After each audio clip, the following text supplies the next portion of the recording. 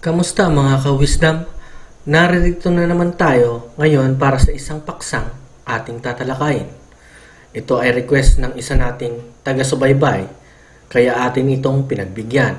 Tungkol ito sa isang sikat na komedyante na kinalakihan natin. Nagpasaya siya at nagpahalakhak sa mga taong nakapanood sa kanya. Sikat siya sa mga punchline na kanyang ginagamit sa kanyang mga pelikula. Hindi na natin papatagalin kung saan may kaalaman at matututunan. Walang iba kundi dito sa Pinoy Wisdom.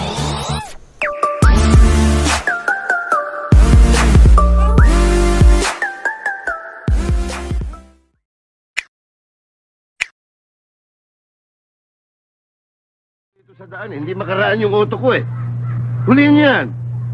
Siyang hulihin nyo sapagkat iniinsulto tayo mga taga rito. May lisensya ka? Meron. Akin na. Bihira naman. Siya si Babalu o sa tunay na buhay ay Pablito Sarmiento. Lumaki siya sa Sampaloc, Manila. Sa bahay ng kanyang lola sila nakatira. May isa siyang kapatid na babae at 4 na lalaki.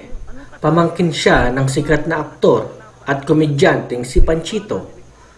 Malamang mga ka-wisdom ay tatalakayin ko din ang buhay ni Panchito sa mga susunod na episode. Si Dolphy ang nakadiskubre sa kanya dahil si Babalu ay driver ng kanyang titong si Panchito. Napansin daw kasi ni Dolphy na pwede siyang mag-artista dahil sa kanyang talento at itsura. Mahaba kasi ang baba niya na kinalaunan ay ginamit niyang screen name. Nabigyan siya ng role sa TV series na Buhay Artista sa ABS-CBN. Umarangkada nga ang karir ng ating bida at lagi siyang kasama sa mga pelikula ni Dolphy at Panchito. Nagbigay siya ng siya sa ating lahat at sa aking opinion mga ka-wisdom ay mas natural pa ang mga komedyanteng aktor dati at malinis ang kanilang pagpapatawa. Lord, ayoko na pong gumawa ng masama. Bayayaan niyo po kami. Kahit po pangkain man lang. Maawa po kayo sa amin. Hindi na po ako gagawa ng masama. Lord.